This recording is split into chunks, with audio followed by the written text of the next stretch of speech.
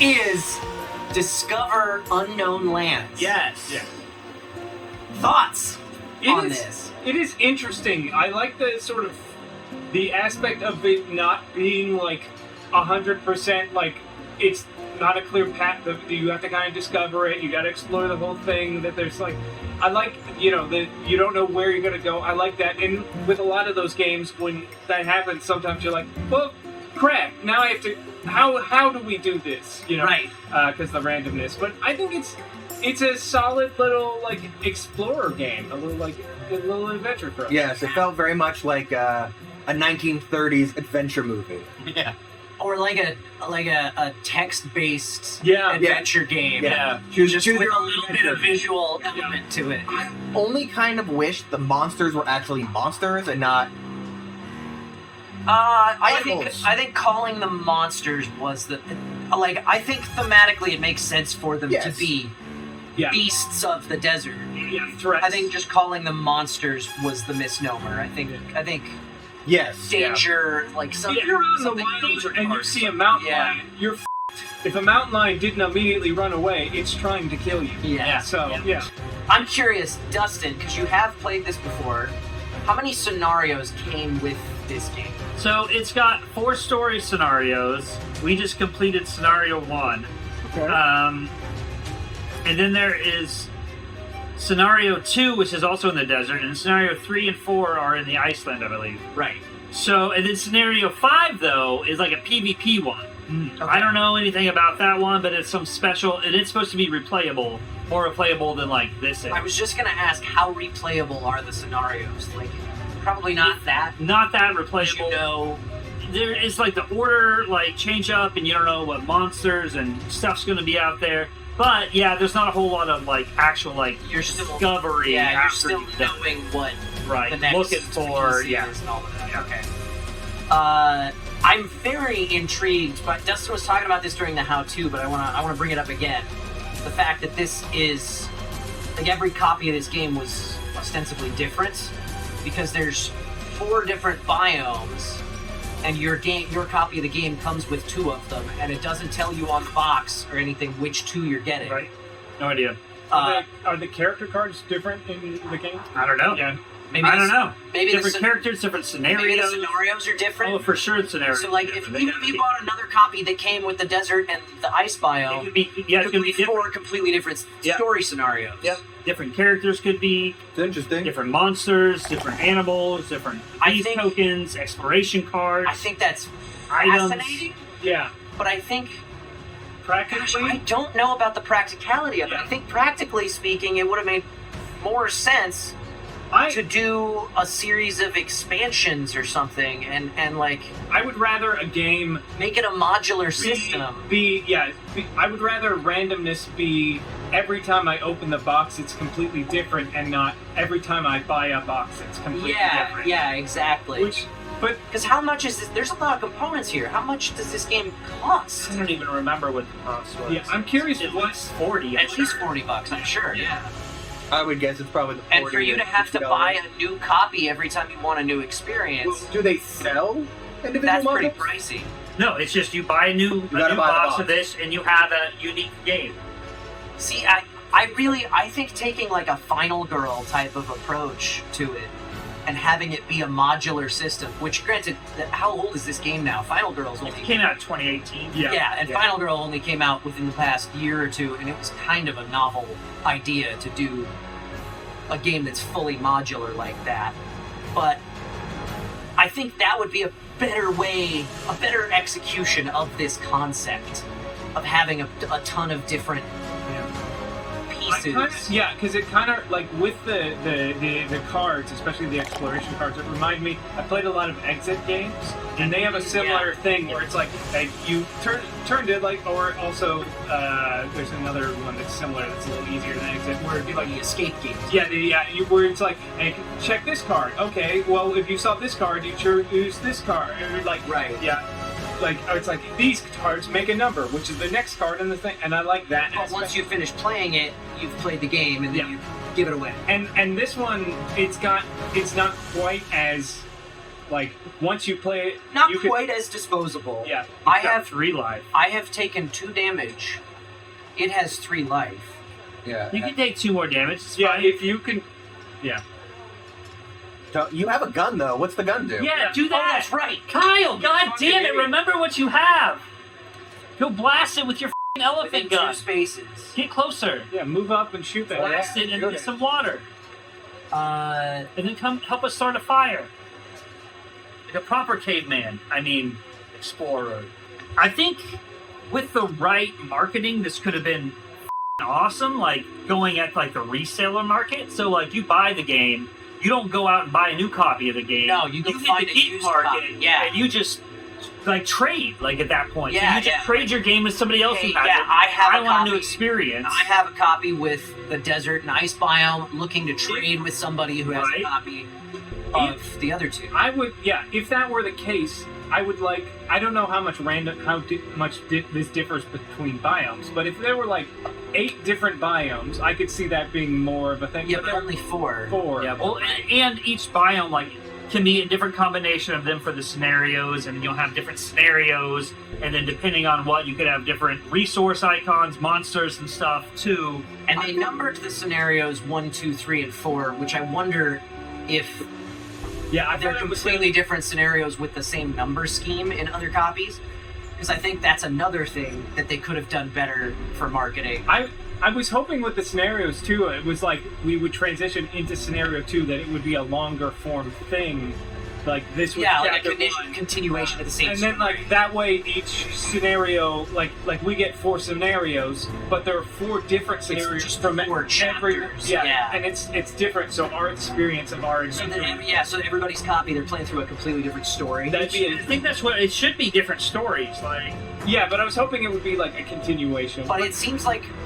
I'm curious. Go ahead and read the first part of Scenario 2. all right. So scenario 2, Lost in the Wild. Scenario 2, stage 1. This is a year later, May 1976. So is this a continuation? A search of your new campsite reveals no Okay. clues as to how you got here or why, only a torn and faded scrap of paper. Oh, it seems kind of So like it's like, See, I think that is just any chapter 2 of it's this not a game. continued Yeah. story. So it's a continued story of any first Yeah. step. That's the thing.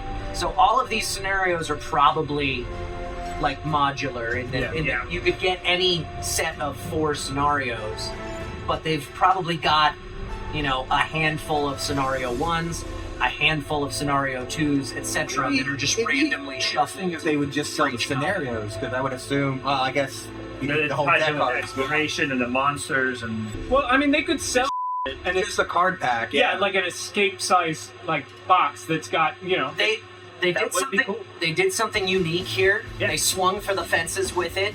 I had not heard of this game, and it's been out for 5 years. Yeah. So I don't think they it didn't do that I don't great, think they no. struck the gold that they were looking for No. with it. It's definitely an interesting concept. I think the modularity of it, it's and the limited replay value of Yeah. every module you get makes it a flawed idea. It's a modular legacy game that has no Legacy. Like, you can get legacy aspects of it. Right, and I think they should have made it either more modular or just bigger in scope, Yeah. so that you get more Yeah. with the copy. I mean, I like with this game, I like this framework so much that I would like buy a base core set that's got, Yeah. the base stuff, No, and then the buy framework- new the core biomes. gameplay That was do good great. stories. That was a lot of fun. I Yeah. love the health state concept. Yeah. That is It's such an interesting way to track damage and then end up dying. Right? I like I love that. I like the way that the weapons and the items work. The fact that somebody has to build it first. It reminds me of Don't Let It Die. In that, like somebody has to unlock Right, the yeah. ability to make something first before we can all make it. I like that. That's I think they made a great game here. Yeah. It just, the modularity limits the replay value, and then you can't even go buy new installments to give you more of the game. Yep. It transitions from a co-op game to a PvP game at that point. The best map you have been able to find is a dense collection of hieroglyphs. Who knows how old? You have no idea which way to go. No effect. Perhaps you can find a way to decipher the map. What? Didn't you have a map thing? I had it and I discarded You it. tossed it back in. Yeah, Yeah, where'd you put that? I discarded it. Yeah, he didn't. You're not carry it. supposed to. No, but he didn't want to take it up carrying space. So we got to go get a map and figure out Do where you we remember need where you found that? to- I feel like There's and I a completed card you this could differently. resolve there. Yeah, I wonder what happens. Did you do that? No, I don't remember. Maybe you found another event card that had a different recognition. there might have been because I remember pulling stuff up like past levels. But I don't know if it was this. Well, guy. they're more in your box. Are there more? Are there other No, tiles? these are all the These are all tiles. the tiles. So These are all the desert tiles. Yeah, Yeah, yeah. So it might have been. We hit every landmark except for landmark 1, I think. yeah. We didn't necessarily hit every resolution of every No. landmark. Right, there was other stuff. Yeah. And there are other little special events and stuff that come up on the. Yeah, because On the tokens. Yeah. I was surprised when you turned one of these over and it was a mummified cat. I was like, oh, that's interesting. Yeah, Yeah. yeah. Little Clank Legacy-esque. It's a really cool game with a lot of like interesting elements to it. It's just I think its limited replay value is what hurt it, and the fact that like there would have been a ton more replay value if they had gone with a different marketing strategy for the modularity. Yes. Yeah. Make it more app-based, Yeah. where it's the same tokens, but Yeah. Oh god, an app-based version of this would have been perfect. yeah. So instead of drawing the cards, I put in my stuff on my app, and it reads me the stories. But you could have the same components, you know, Yeah. straight across. Yeah, Steel Knuckle saying like if QR codes similar to Yeah. that could be really interesting. Like Chronicles of Crime. Yeah. Yeah. Or something like Mansions of Madness, Yeah. type of an app thing, or Return to Dark So we Tower. buy the IP, rework. I wonder It's if a board game. I'm curious. I bet if we went on to the Board Game Geek forums, somebody has compiled something you can do Oh, probably. Yeah. I'm sure they've got like to play spreadsheets this of all game. the different Yeah.